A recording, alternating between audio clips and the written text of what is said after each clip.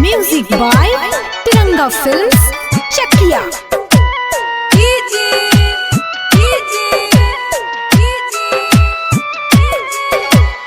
रेहान बाबू, रेहान बाबू, रेहान बाबू, रेहान बाबू। गोपालगंज, गोपालगंज, गोपालगंज। तखिया से गिरे हो लोरावा जालू छोरी के आंगनवा। तखिया से गिरे हो लोरावा जालू छोरी के आंगनवा। इहे सोच सोची हमरो अवतारवाई मान ले तू हमारो बचनवा।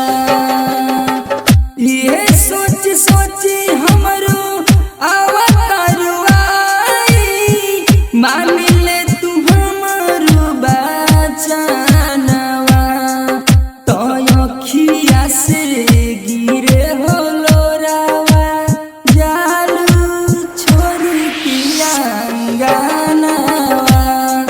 तो अखिया से गिरे हो लोरावा जालू छोरी के आंगनवा। रेहान बाबू, रेहान बाबू, रेहान बाबू, रेहान बाबू।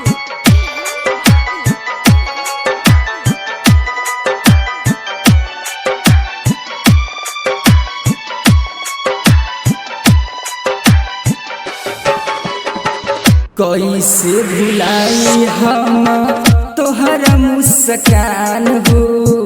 आंगना से हमारो निकल गइल चैन हो।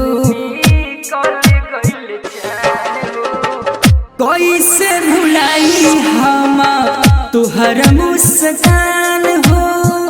आंगना से हमारो निकल गइल चैन हो।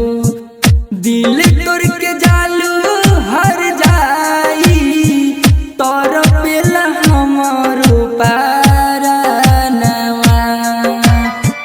दिल तोड़ के जालू हर जाई तोर पेला हमारो पारनवा। तो अखिया से गिरे हो लोरावा जालू छोरी के आंगनवा। तो अखिया से गिरे हो लोरावा जालू छोरी के आंगनवा।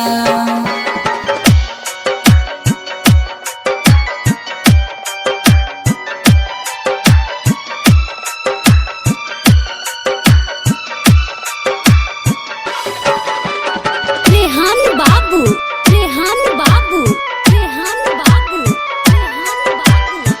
ठीक ठाक से जइह जानो रखी ह घर के लाज हो।